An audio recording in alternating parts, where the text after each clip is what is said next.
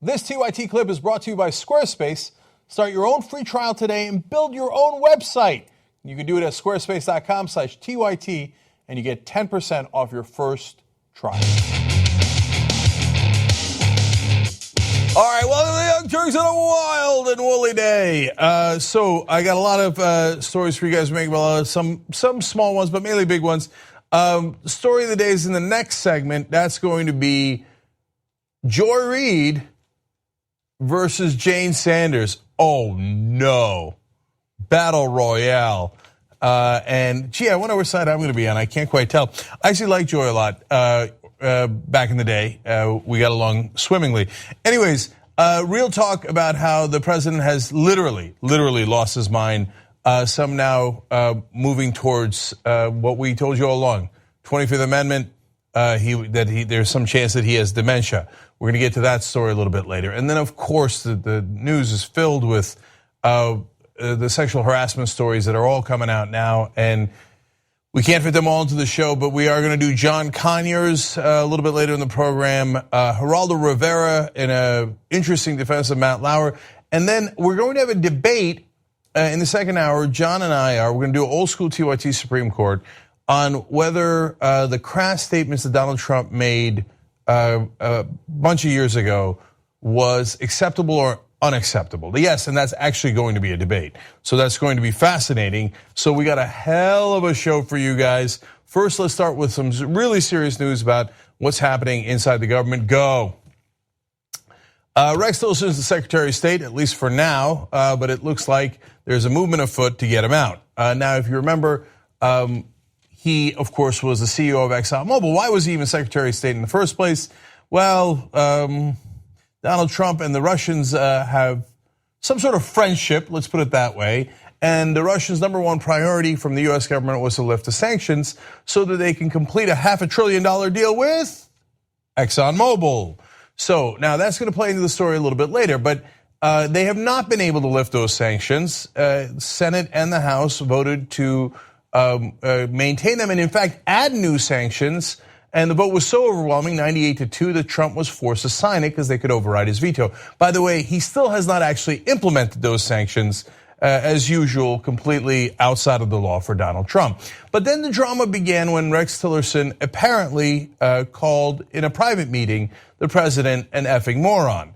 And then the president was unhappy with that when that news story broke. He claimed that it was fake, but you could tell that he knew that it was real, because among the different crazy things that he did was challenging his own Secretary of State to an IQ test. Yeah, that's when you know someone's really smart, when they publicly challenge others to IQ tests, including people on their own team. So now the New York Times with at this point, I suppose, an unsurprising story that the Trump team is beginning to push Rex Tillerson out. So let me give you the details. The White House has developed a plan to force out Secretary of State Tillerson, whose relationship with President Trump has been strained, and replace him with Mike Pompeo, the CIA director, perhaps within the next several weeks, senior administration officials said on Thursday. When Trump was asked about this, he gave this awesome non-answer. He's here, Rex is here. Well, I suppose so, almost by definition. But if you have ever seen a non-committal answer, that is it. In other words, na na na na na na. Okay, Sarah Huckabee Sanders, the White House spokesperson, press secretary, said, when asked about this, there are no personnel announcements at this time. Na na na na na na. It was a brief romance. In fact, I'm going to get to how brief it is in a second. And New York Times explains public disclosure of Mr. Kelly's transition plan may have been meant as a signal to the secretary that it is time to go. I'm pretty sure that's exactly what the point of that leak was. Yes, absolutely. Now, turning to Mr. Tillerson's reaction, Mr.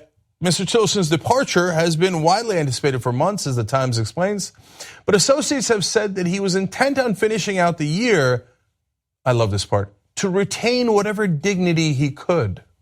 Even so, an end-of-the-year exit would make his time in office the shortest of any Secretary of State whose tenure was not ended by a change in presidents in nearly 120 years. Now, given Trump's track record, it's more about Trump than it is about Tillerson. As I've said many times, I believe that he still thinks that he's on The Apprentice and has to fire a person a week. He has fired more people than you could possibly imagine. Any one of these fires might have been a giant scandal under the Obama administration, but under Trump, we have gotten quite used to them. But here's an interesting twist. In March, Tillerson had admitted that he, quote, didn't want this job. So that goes to my theory about the Russian sanctions. The only reason Tillerson took the job is because he wanted to lift those sanctions to help his good friends at ExxonMobil. He was not only the CEO, he was there for 41 years, obviously had a ton of stock options along the way, et cetera, and owed a lot of allegiance to that company. It's a $500 billion deal with Russia that Exxon had, but the revenue from that deal could be as high as $9 trillion. Now, in March, you began to get notes from the Senate and the House that they were going to make sure that the sanctions could not be lifted. And all of a sudden, Tillerson's like, wait, what am I doing here? Now, remember, March is only a couple months into the term, and at that point, Tillerson's already like, oh, this turned out to be useless. So frustrations on both sides, and rooted in what I believe is the core corruption of both parties. I mean, there's a reason why Trump put Tillerson in, and there's a reason why Tillerson accepted, and it has nothing to do with the fact that he had any experience in diplomacy, because he didn't. He had zero experience. It had everything to do with the fact that he was the CEO of ExxonMobil. Okay, and the Times further explains that Mr. Tillerson has often been on a different page than Mr. Trump, and he has spent much of his time reorganizing the State Department, slashing its budget, and pushing out more than 2,000 career diplomats. So I don't want you to get things twisted here. A lot of you, if you're Americans, or even more so if you're from anywhere else in the world, can't stand Trump. But that doesn't mean that the people that are opposed to Trump aren't necessarily good guys, especially within his own administration. No, Tillerson, I think, came in for corruption and then nearly pulverized the State Department. So I shed no tear for Tillerson leaving. I think he was a bad guy. I think he came in with bad intent and had very bad actions within the State Department. Now, just because Trump is worse doesn't make Tillerson a good guy. Now, how about the guy replacing him, Mike Pompeo? That is who they believe will come in. He is currently the CIA director. Why does Trump want him? Because, number one, Pompeo kisses his ass, and quite feverishly at that. That is the number one qualifying attribute that Donald Trump looks for, and it is explained in every article on this issue that they're like, oh, Trump likes the fact that Pompeo is pro-Trump, won't question Trump.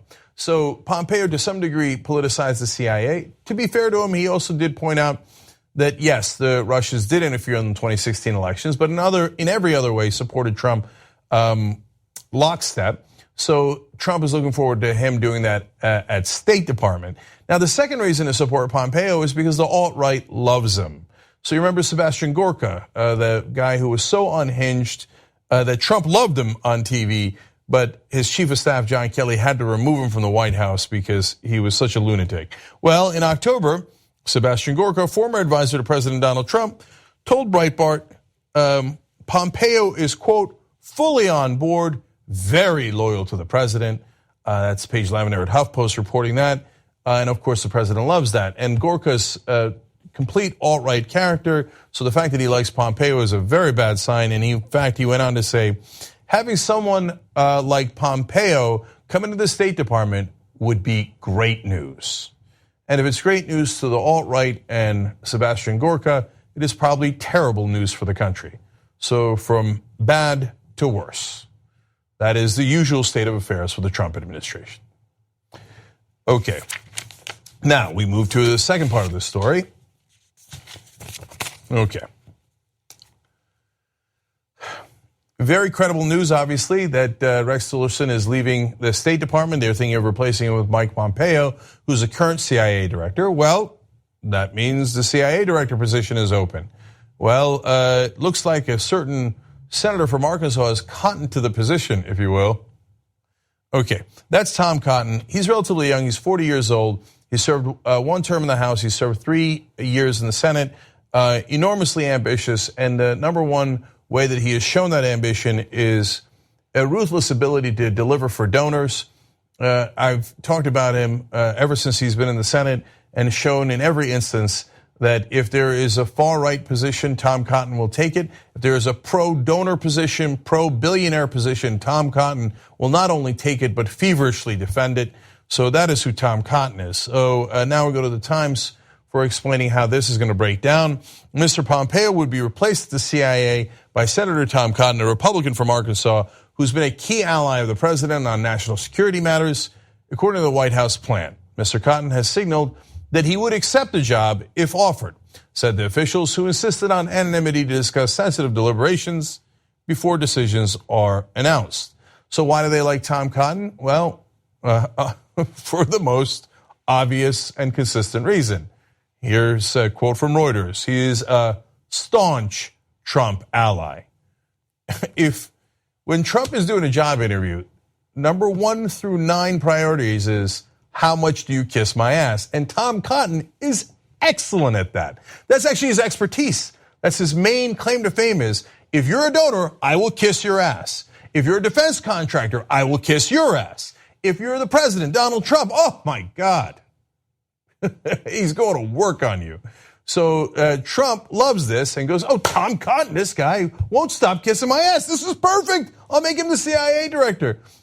The CIA, where I could maybe manipulate some intelligence to tell you that I don't have a connection with Russia, and they didn't interfere in the election. Now, whether they go that far is up for discussion. Tom Cotton in the past has somewhat lukewarm response to that, but has said that Russia seemed to have played a role in the 2016 election. But there's one other thing that they might want to fix in terms of intelligence at the CIA, if you will, and that is the issue of going to war with Iran. But hold, one more note about Tom Cotton before we got to the Iran issue, which I think is the most important.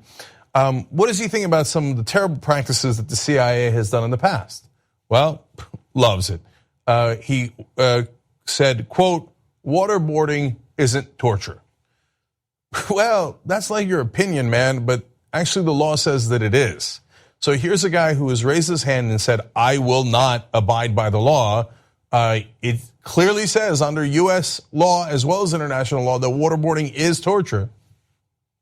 But if I'm the CIA director, maybe we go back to torture. So that's who Tom Cotton is. Okay, now, but the main qualifier other than ass-kissing is that he has, quote, vigorously opposed the Iran nuclear deal. So Tom Cotton is an enormous war hawk. And in fact, on the Iran deal, when he first got into the Senate, he immediately wrote a letter saying to the Ayatollah, hey, listen, I want to make sure that I can subvert the negotiations of the United States government. If you do a deal with the US government, we promise that we will not abide by it. What an unbelievable thing to do. If Nancy Pelosi had gone behind George Bush's back and penned a letter to the Ayatollah saying, don't listen to our commander-in-chief, I'm telling you that we will not follow what he says, it would have been unbelievable. It would have been the biggest story. It would have been considered a betrayal. And in some ways, it would have been. And Cotton did it, and he got 47 Republicans to sign along. Oh, yeah, the president, don't trust his word. We don't care. We won't follow the laws. We won't follow our treaties. They signed that letter. It was atrocious. Tom Cotton, his donors want the war, and he's going to give them more. Here's Heather Digby Parton at Salon writing, it seems likely that he's among the advisors who pushed the president toward decertification of the Iran deal based on no evidence. Now, we did the deal, and in the deal, if you don't remember, we took Iran's uranium away so that they cannot make a nuclear weapon. That sounds like a pretty good deal, right? Because the whole point was we don't want them making nukes. In fact, that's what the right wing was going nuts over. Oh my God, Iran's gonna get a nuke. It's an existential threat for everybody. Okay, great, so we got rid of their nukes. Yeah, but I don't like Obama, and I actually really wanted war. That was just a pretext for war. So okay, now they could decertify the deal if Iran is not following the deal, but and the Republicans are looking for anything where they didn't cross a T or dot an I because they want that war, but they haven't found any. There's no evidence that Iran has not abided by the deal at all. So Tom Cotton's like, I don't know, we should decertify anyway. Who cares? Because Cotton wants war. His donors want war, and they're going to get that war if Tom Cotton can get some evidence at the CIA. Maybe it'll be a slam dunk like we've seen in the past. So this is really, really bad news. There is no more warmonger and a person detached from facts and evidence than Tom Cotton. So it's not surprising that Trump would pick a guy like that. But if you thought the war in Iraq was bad, wait till you get a load of the war with Iran. So I hope to God that doesn't happen and somehow this is derailed, but likely it'll go through. So buckle up and brace for impact. Okay. Oh my God, if they start a war. Jesus Christ. Okay. Anyway, oh my God, Iran is so much larger than Iraq. It's so much more powerful. These morons have no idea what they're getting us into. Okay, or maybe they do. They think, who cares? All these people will die, but my defense contractor friends will make money. My oil company friends will make money. They're the worst people on earth. Okay, now let's go to, speaking of the worst people on earth, let's go to Roy Moore. Okay. Interesting new revelations about Roy Moore. This is not about the children that he molested when he was in his 30s. This is about his political beliefs. Now, that's perfectly relevant to the race, right? So the Republicans complaining about, stop talking about how he molested 14-year-olds. Okay, fine, here, we'll talk about what he believes. So, Think Progress reports here. Alabama Republican Senate candidate Roy Moore co-authored a 2011 study course in which a speaker contended women should not be allowed to run for public office, and if they did, people have a moral obligation not to vote for them. Well, to be fair, I mean, you know, what are we going back dozens of years here? Oh no, 2011, that's it. In 2011, he co-authored a book in a, it's by the way, this curriculum is in a nonsense school that isn't an actual school. It's meant to trick people and say, oh, this is the Christian way and come pay for this and then we'll tell you how to, you know, subjugate women and, oh yeah, great, let's do it, right? So Roy Moore was involved in that in 2011. On this, like, this didn't get him disqualified. Like the Alabama voters look at stuff like this, are like, oh, women should know their role, right? Yeah, Roy Moore. Oh, the child molestation. Well, that's 50-50. Let's think about it. Anyway, look, let's get you to the details so you could make up your own mind as to whether it was really that bad. Well, here was one of the lessons from that book that Roy Moore co-authored, or the course that he co-authored. The title is "The Biblical Role of the Women is Opposed to the Idea of Female Magistrates," meaning women in government. Number one, the woman was created to be a helper suited for men. Number two, she is called to fulfill the roles that God has determined for her. God or the men in charge. Anyway, number three, she is to be a keeper at home. Number four, she is to be the mother of the children. In other words, know your role, literally. And so if you're a woman in Alabama and you're thinking of voting for Roy Moore, okay, I think you ought to have your head examined. But if you want to be subjugated and denied certain rights that every other American has, go for it. In fact, they also in this course criticized the suffragette movement that got the women the right to vote. And what are they doing? Why do they have shoes on? They're outside. Shouldn't they be bare feet and at home? Well, get the right to vote. This is the American Taliban. So his co-professor in this course at the Vision Forum was William Einwachter. And so what does Mr. Einwachter have to say about women? He says they are, quote, the weaker vessel. These are not random quotes from this gentleman. This is in the course. He said about women, she's not a warrior. She's not a judge. She's a woman. This is the Republican Party in Alabama. Okay. And by the way, you can prove me wrong. You can show me that it's not the Republican Party in Alabama if the Republicans don't vote for this guy. If you do, you're like, yeah, of course, women. That weaker vessel. Anyway, here's more from Einwachter. Sometimes we may have had a hard time discerning the faith, the character, and the views of a particular candidate. But we can usually discern if the candidate's a man or a woman. And so there's no excuse on that one.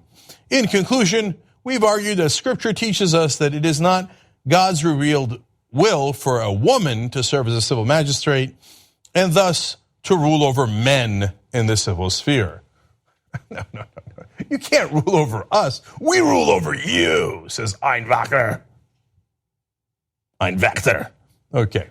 And one last one, I think, from him. Yes. The world is in such pressing need for mothers, motherly women, that none can be spared for public life. Why don't you just be the baby machine that we decided you should be and shut up about it? You being in government and ruling over us. No, that's not how it works. And Roy Morris says, yes, vision form, discourse, teaching with this guy. Wonderful. Women know your role. If you're a woman in Alabama, you vote for Roy Moore. I guess you had it coming. And if he takes away your rights, you should celebrate. Yes, back to bare feet into the kitchen. Yes. No, me, a judge, of course. I can't do that. I'm weak.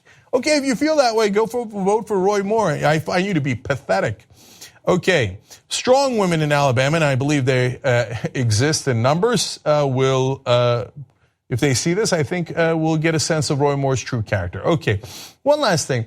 Vision Forum, this nonsense non-college, was run by a guy named Doug Phillips. But it doesn't exist anymore. Now, wait a minute. They were just teaching the course back in 2011. It's not that long ago. Why? What happened? Well, let's find out.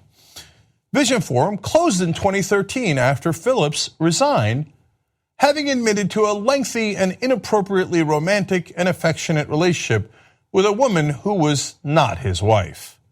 Shortly thereafter, that woman, Lourdes Torres Mantefol, sued Phillips and Vision Forum, detailing an emotionally, psychologically, and sexually abusive relationship that started when she was just 15 years old.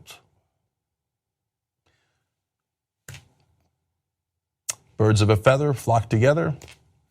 So there you have it. All the good Christians down in Alabama with their family values in the Republican Party. You like family values? How you like them values? Women should know their role, and apparently so should little girls 14, 15, and 16 years old. These conservatives down in Alabama that support Roy Moore knowing this stuff are honestly depraved and sometimes, unfortunately, proud of it. Your choice. You want to back this guy, that's your call, but then we know exactly who you are. Okay. So I'm not done with him by damn sight.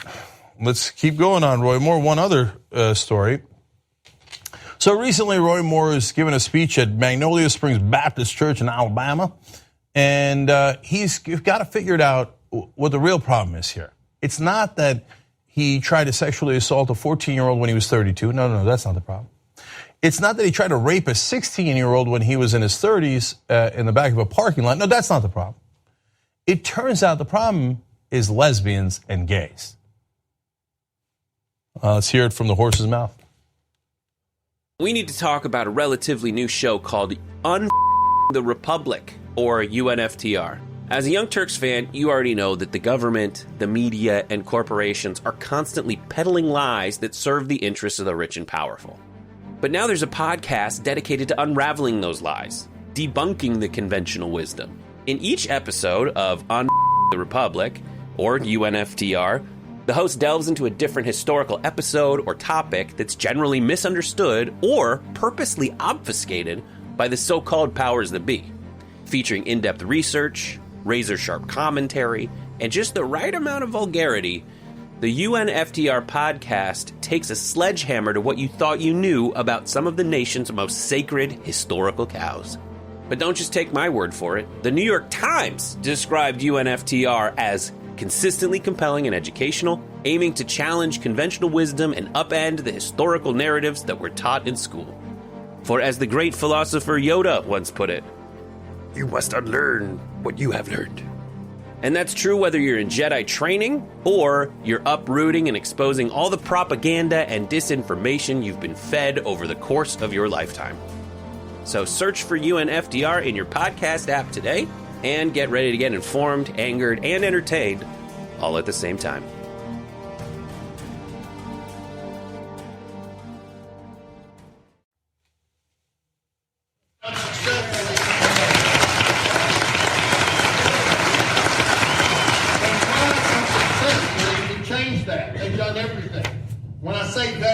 are they? They're liberals. They don't want conservative values. They're the lesbian, gay, bisexual, transgender who want to change our culture. They're socialists who want to change our way of life, putting man above God, and that government is our God. They're the Washington establishment. It simply wants to keep their jobs, do the same thing, keep everything the same so they don't lose their position, their power, and their prestige. Oh, yeah, of course. They're out to get him. That's the real issue. He mentions liberals and socialists in there. I didn't know there were a lot of socialists down in Gadsden, Alabama, because that's where all the stories are coming from. The stories of the young woman who he assaulted and molested. The stories of how he was banned from the Gadsden Mall in Alabama because he was a pervert chasing after young girls when he was in his 30s. And the stories of how he's banned from football games, and the cops had to watch out to make sure that he didn't go after the cheerleaders in the high school football games. Those are all came out of Gadsden, Alabama. I didn't know that Gadsden was filled with socialists. But let's put that aside for a second. The gays and the lesbians? I did not know that Gadsden, Alabama was a hub for lesbian activity. They have no morals whatsoever. Whenever they're caught doing something, it wasn't me, it was the gays and the lesbians. But wait a minute, what did a member of the LGBT community have anything to do with when you cornered a 16-year-old girl in a parking lot and ripped her clothes off? And then you threw her body out of your car in the cold of night. There was no gay or lesbian person in that car. You were in that car. But the thing is, they don't believe in personal responsibility. And so whenever they get into trouble, it was him. Scapegoat. Is it a Muslim? Muslim doesn't make sense. I don't know, let's blame it on the gays and lesbians. Or maybe it was a Mexican. But it wasn't me. No, it was you, Roy Moore. Okay, so now that part is loathsome. And you know, the thing that drives me crazy is the guy was leading the polls before we found out he was a child molester. Now it's kind of 50-50. Okay, so good folks down in Alabama with the Republicans, lots of family values there. But even before we found out he was a child molester, he said Muslims shouldn't be allowed to serve in Congress, so he doesn't understand the U.S. Constitution.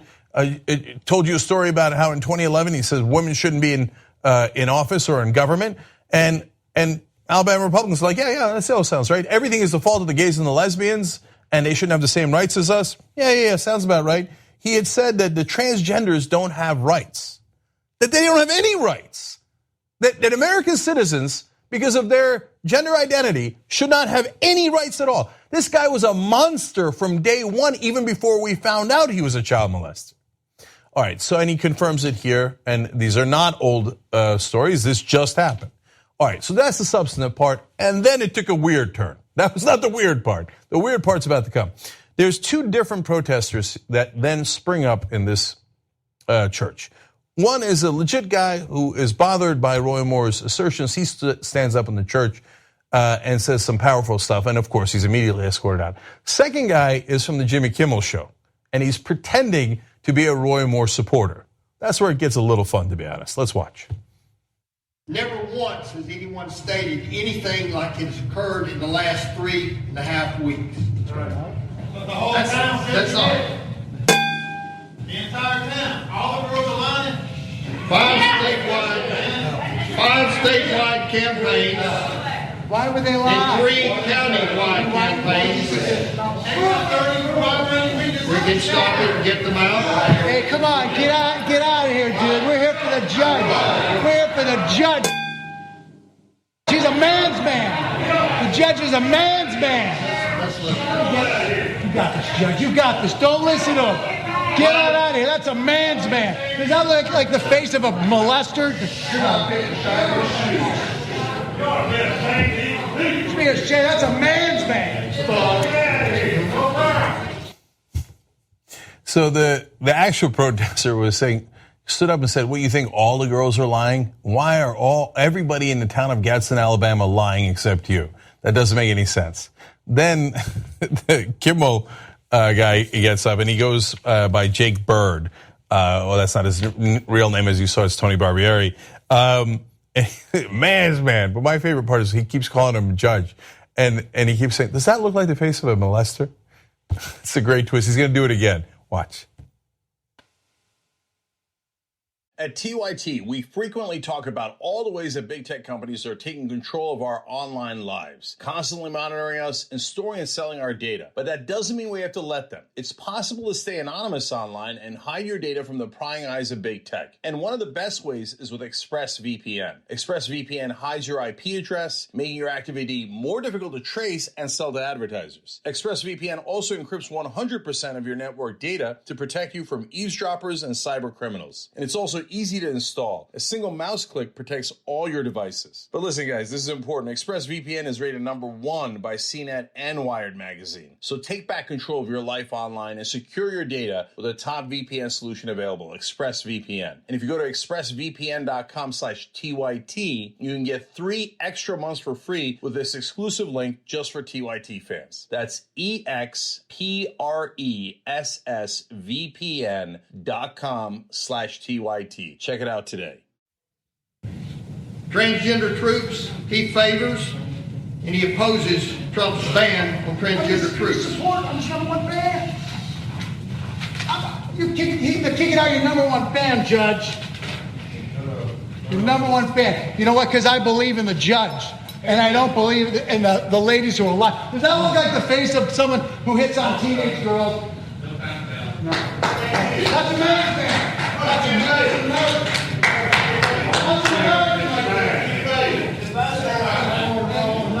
Gotta hold it, like Pastor Ganella said. Thank you. Pastor Ganella said we gotta hold it down, pro or con. Let's do that. Okay, that was fun. He has the shirt on, Gimme More. And part of the point of this gag is that when he was in the parking lot and the reporters were there, a bunch of the Roy Moore supporters came up to him. They're like, oh, where'd you get that shirt? I want that shirt.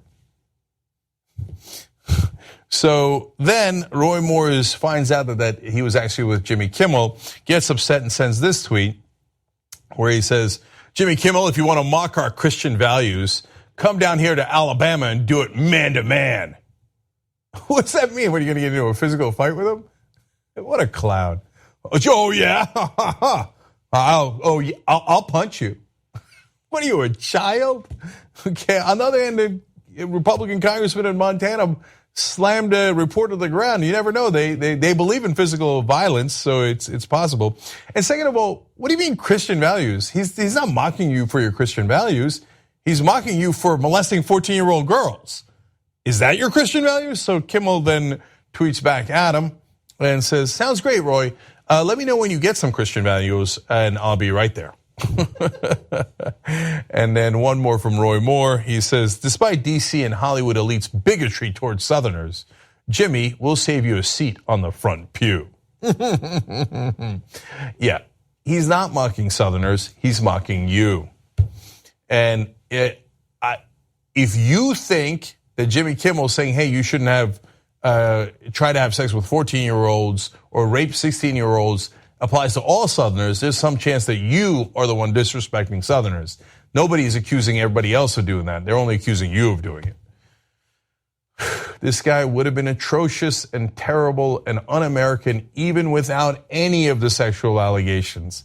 Doesn't believe that transgender people should have the same rights as you. Doesn't believe lesbians and gays should have the same rights as you. In fact, he blames them for his own problems. Doesn't believe women should have the same rights. And of course, he doesn't believe Muslims should have the same rights. And no one's even asked him about Mexicans and blacks. God knows what he thinks about that. This guy is despicable through and through. All right, we got to take a quick break here. When we come back, does Donald Trump have dementia? And Joy Reid versus Jane Sanders. Wow. That is going to get very interesting, so come right back. Thanks for listening to this podcast. You're only halfway through, so hold, stay right here. Just want to remind you, if you want to get all 5 segments of the Young Turks commercial free, these are just 2 of them. Every day we do it. So go to tytnetwork.com/join, and you'll get the whole 5 segments, 2 hours, ad free. Do it now. All right, back on the Young Turks. Cenk and John with you guys. We got a lot of stories for you all. So let me just give you two quick tweets. Ruth Benedict says, why are sexual predators asked to step down? Isn't sexual assault a crime? Why on earth are these people not being arrested? Very, very fair question. It depends on what they did, obviously. Of course, as you know, and some issues are nuanced and some are not. And some are outside of statute of limitations, unfortunately. And some might just be that the cops are doing an investigation right now. I mean, if they don't arrest Harvey Weinstein, then we have no justice in this country. It just came out today that one of those investigations has been stalled, apparently, against Harvey Weinstein. Yeah. One of the accusers said. Jeremy Kohler says, if this tax bill passes, there's only one thing to say. Fuck the Republican Party. They hate America. They only care about money. Jeremy, we knew that before. Yeah, I was going to say, I think you can go ahead and say that right now. Yeah. Let's save you the trouble, okay? All right, so now, John and I are going to do a number of stories together. I'm doing the first one, okay? So you all know that Matt Lauer obviously was in a lot of trouble because of allegations of sexual harassment, significant ones, and then was fired yesterday by NBC News. He was their top star in terms of being a host of the Today Show, which is their most popular program and most profitable one as well. He's their top star in terms of how much money they paid him, which was $28 million a year. But some of the allegations were quite significant. Geraldo Rivera did not see it that way, and he started tweeting. This was a bad idea. So we do want to discuss whether he has any points at all. So let me give you his tweets. He says, sad about Matt Lauer, great guy, highly skilled, and empathetic with guests, and a real gentleman to my family and me, but perhaps not a gentleman to others. Anyway, he says, news is a flirty business, and it seems like the current epidemic of sexual harassment allegations may be criminalizing courtship and conflating it with predation. What about Garrison Keillor? Okay. Wait, what about him? So apparently he thinks that was no big deal. And I don't know that, and we discussed this yesterday, I don't know all the details of what Garrison Keillor is accused of, so I can't comment on that. John, I'm going to go tweet by tweet, but let me pause here. Look, I think all these folks are in a tough position when they know and like a person. So he knows and apparently likes Matt Lauer, and their families know each other. So if I was close to someone, it'd be tough. You have to get past that and go, what he did was wrong. Okay, but I think that Geraldo is now saying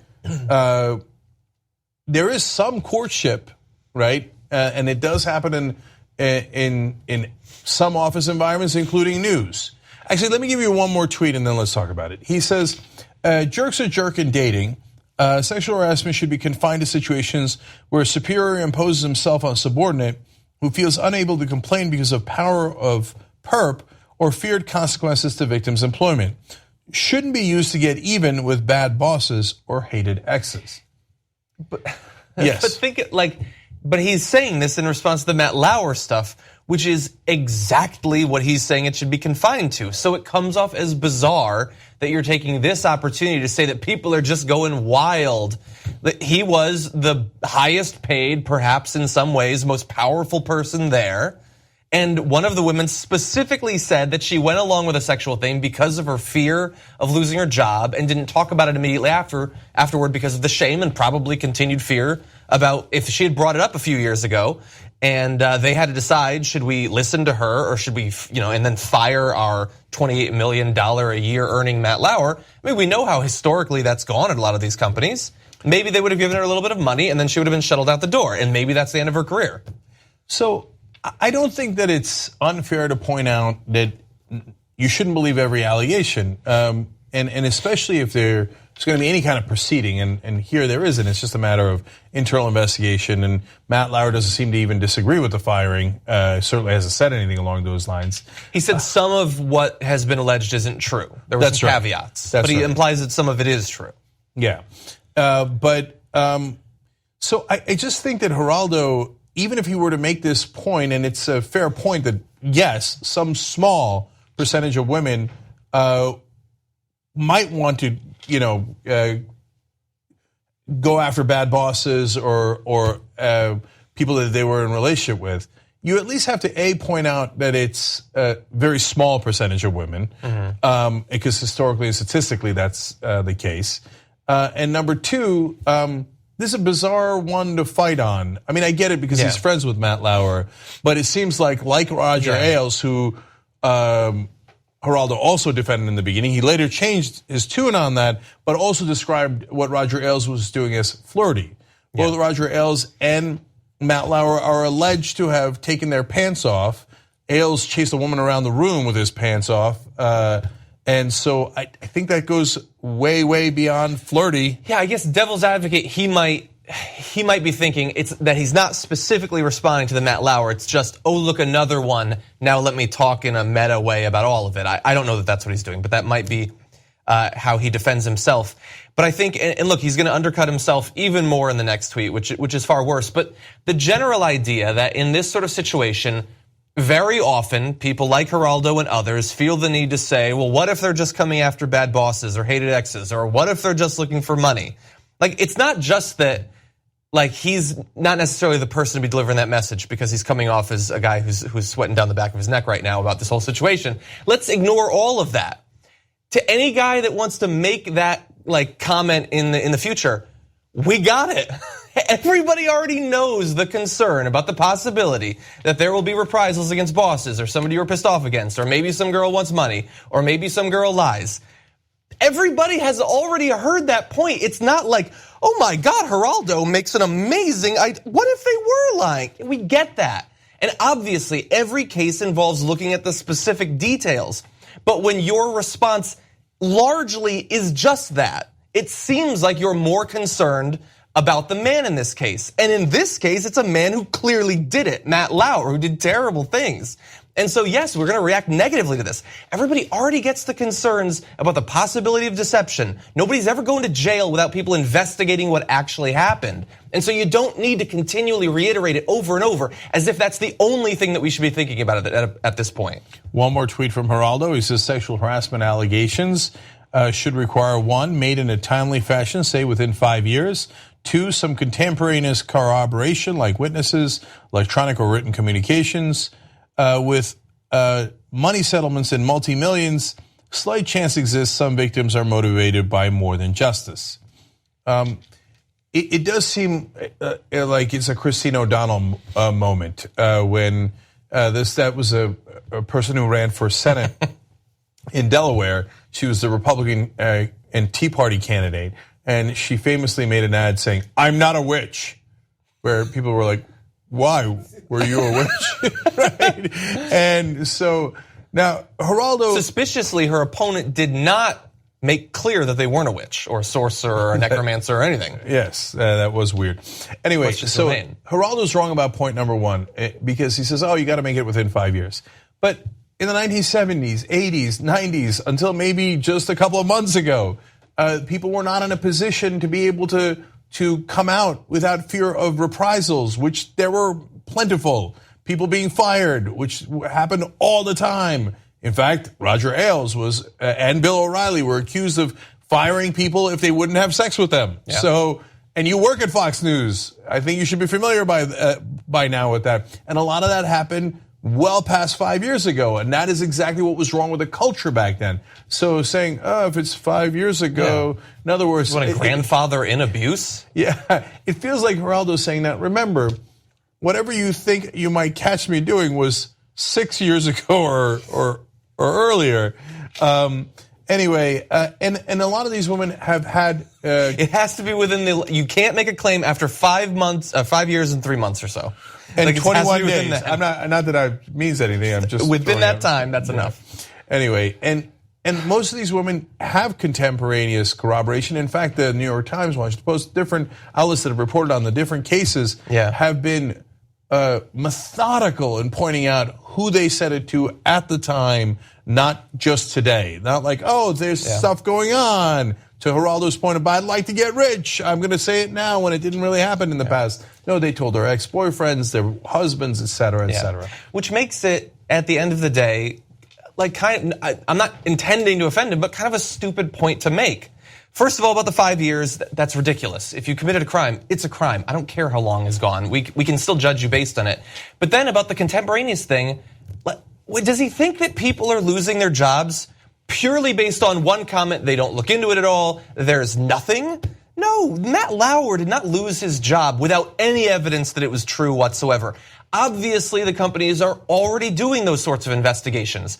In the most high-profile cases, like Harvey Weinstein, like Roy Moore, we have tons of contemporaneous witness statements and other forms of evidence. That's already there, and the people who are doing these investigations know that they need that. It just comes off again as this sort of weird knee-jerk need to do what you think is defending yourself, pointing out stuff that's abundantly clear to everyone who's already been paying attention to this issue. Look, maybe it's because he's at Fox News and there are allegations of a person we definitely will not name who is looking for money when she was not in this similar situation as many other women at Fox News were. And I don't know if that's what's under his skin. I have no idea because I don't know any of that internal stuff. So guys, look, like to John's point, yes, of course at some point there'll be a bad actor. Of course not every person is dropped from heaven and is telling the truth. But the overwhelming majority of them are, right? So think about your balancing here, right? So when people say, I believe the women, what they're saying is, in the past, the women were not believed, right? Geraldo's rule, 5 years ago, they were not believed, right? So it doesn't mean that every woman is telling the truth. And yes, somebody might look for money, and yes, somebody might be mad at an ex or something like that. And yes, that should all be properly investigated. But it doesn't look like Matt Lauer is that case. And like I said earlier, in a Facebook post last fall, as HuffPost explains, Rivera also referred to journalism as a flirty business. He said he regarded one of the former Fox chief's accusers, that's AL's accusers, with, quote, extreme skepticism due to his own personal experiences. Yeah, and look, news, I guess, can be a flirty business. A lot of businesses are flirty businesses. They tend to be high-stress environments where people spend long hours in a small environment with the same people. They have shared experiences of extremely intense natures. I used to be a waiter. They're very incestuous areas, restaurants. Everybody who waits tables can probably attest to that. And there are certainly areas in which some sort of romance is perfectly fine. If there's no power dynamic and if it's clear that it's a consensual thing that's entered into in a sensitive and delicate fashion, and it's not simply someone creeping someone out, making them afraid to come to work, it's not a boss exercising weird sexual control over their employees, then of course businesses are going to continue to be a place where people can have relationships. And we do have to have that conversation. It's also possible, hypothetically, that we focus now on this moment we have to actually do something about the habitual, long-term, powerful harassers, get some kind of action, and then we can find out if we can still hook up afterward. Maybe we should attend to the more important stuff first. Yeah, and look, is news a quote-unquote flirty business? In my limited experience, yes. I don't mean here, but when the tales of local news that I would hear back in the day when I briefly worked in local news, and then the tales I would hear in cable news, they're just secondhand. So, but yes, there are a lot of hookups, and at some point, will one of these cases go too far?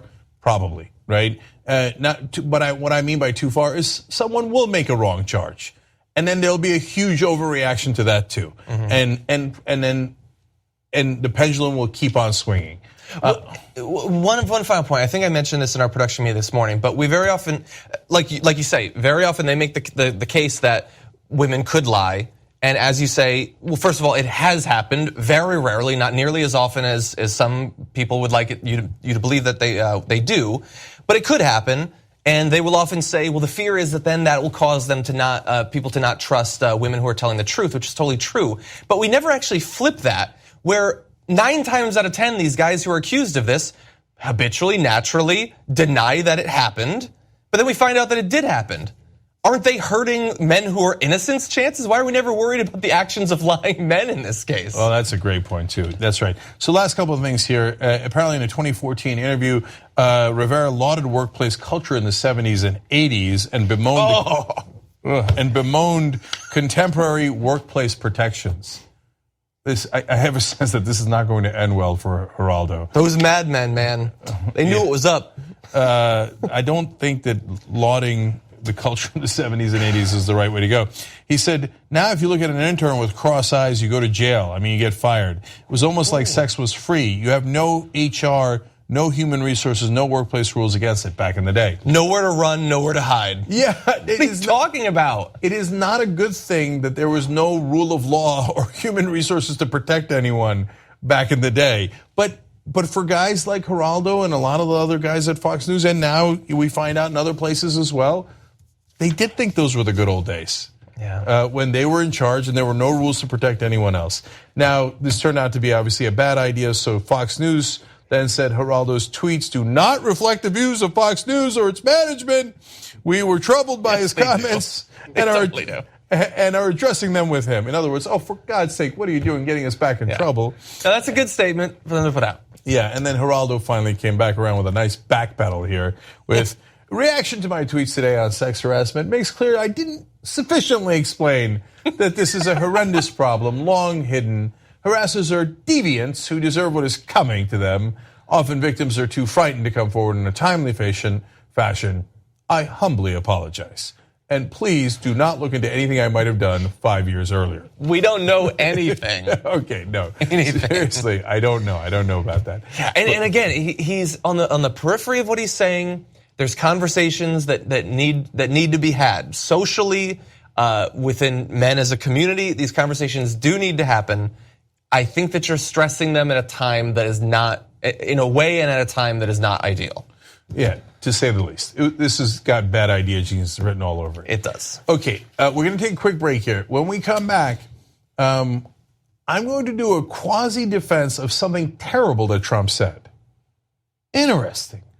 And we're going to ask you to vote on it too. So buckle up. Old school TYT Supreme Court coming. Thank you for watching or listening to this free podcast of the Young Turks. We want to make sure that you get some portion of the show every day.